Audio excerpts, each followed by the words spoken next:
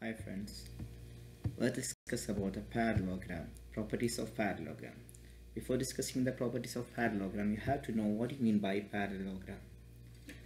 A quadrilateral with both pairs of opposite sides parallel is called parallelogram. Look at this. These sides are parallel and these sides are also parallel. In a quadrilateral, opposite sides do not share a vertex and opposite angles do not share a side. Look at this picture.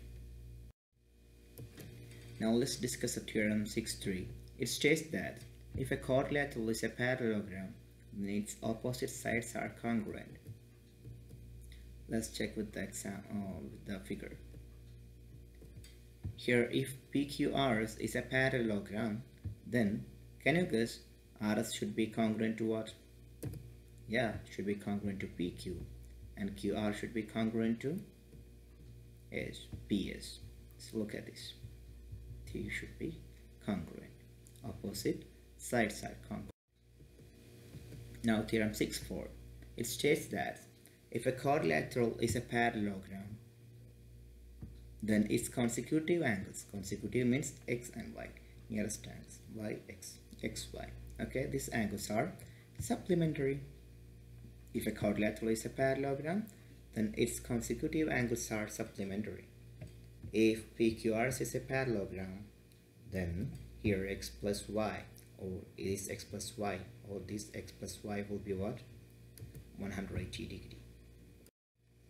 Now let's check the example 1. Gates as shown. A gate contains several parallelograms. Look at this. Here we have a parallelogram, here another parallelogram. There are a lot of parallelograms.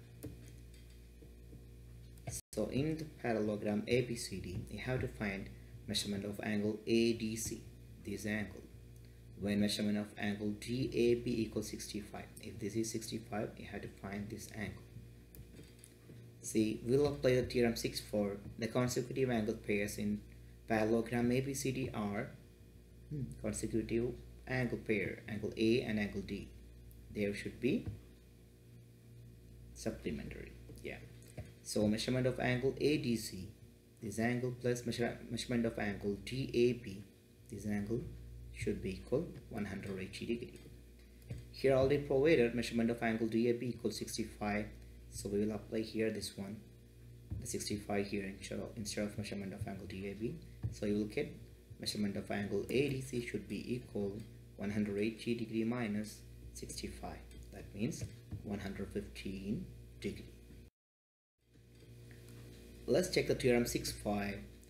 If a quadrilateral is a parallelogram, then its opposite angles are congruent. Before we said about the sides, now this theorem says that opposite angles are congruent in the parallelogram. So look at this. And here PR. If PQRS is a parallelogram, then angle P congruent to what? Yeah, angle R. And angle S congruent to angle Q. That's nice. Now let's check the example 2. You have to find the value of x and y in this figure. See, from the figure itself is clear. This figure is a parallelogram. Why? Look at this. These two sides are opposite. Sides are parallel. This pair of opposite sides is also parallel. This symbol or this notation represent they are parallel. So FGHJ is a parallelogram by the definition of a parallelogram. Use theorem 6.3 to find the value of x. Here opposite sides of a parallelogram are congruent. So we'll apply FG equal, this side equal to HJ. So we can say x plus 6 also equal 13. So x plus 6 equal 13. So we subtract 6 on both sides, so we'll get x equals 7. So you found the value of x, now 7.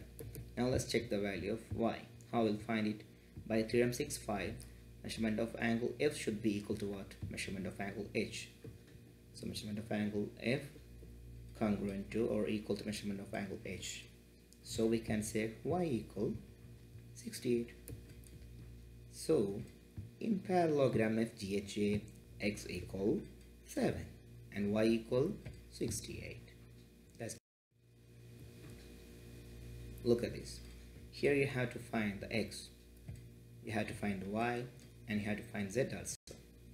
See, this already provided the data also, so you can use the 6.3 theorem 6.3 and we'll find it. You can say 2x minus 3 equal 37. From here you'll find the value of x equal 20. So we know here we need to find the value of y. So y should be equal to 123. So by theorem 6.5, opposite angles are congruent, angle n congruent to angle L, so we can say y equal 123. Now z. To find the z, we don't know this angle, right? But we know the theorem 6.4, it states that consecutive angles are supplementary. So we can say z plus 123 should be equal to 180. So from here you will find the value of z. We'll go to take the 123 to the right side, so we'll subtract, so z equal to 56. Wow! Theorem 6.6 states that if a quadrilateral is a parallelogram, then its diagonals bisect each other. Here QS and PR are the diagonals of this PQRS parallelogram. Then we can say QM should be equal SM and PM should be equal, segment PM should be equal, we can say RM.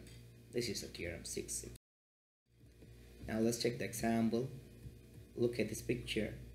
Here GSTUV is the parallelogram and its intersect there, diagonals intersect at the point W, and you have to find the coordinates of W. That means this meeting point.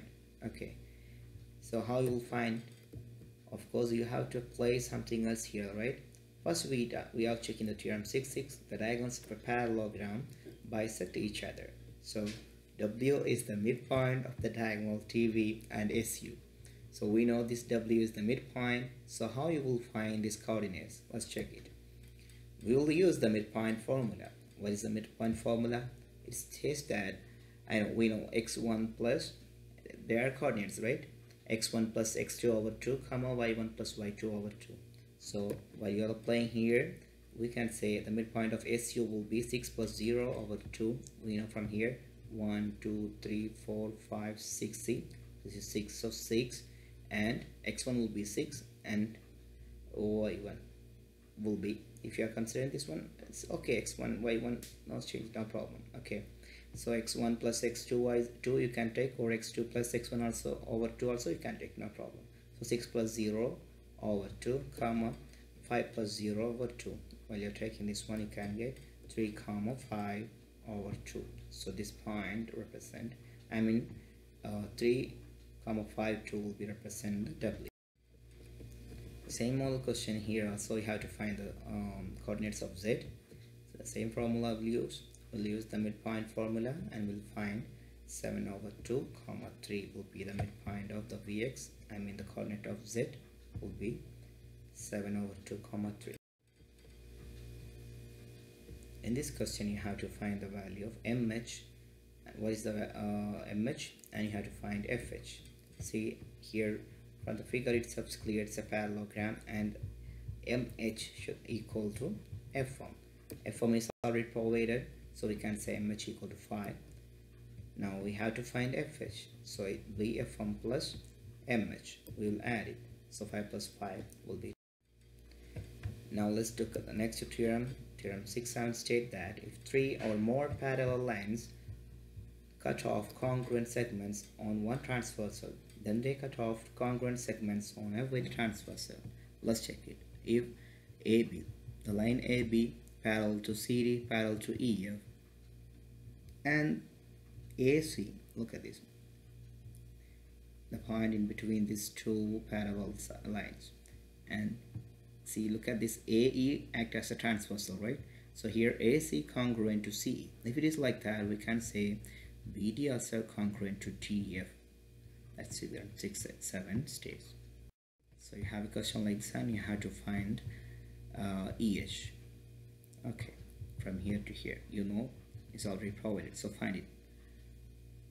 Now let's stop this lesson.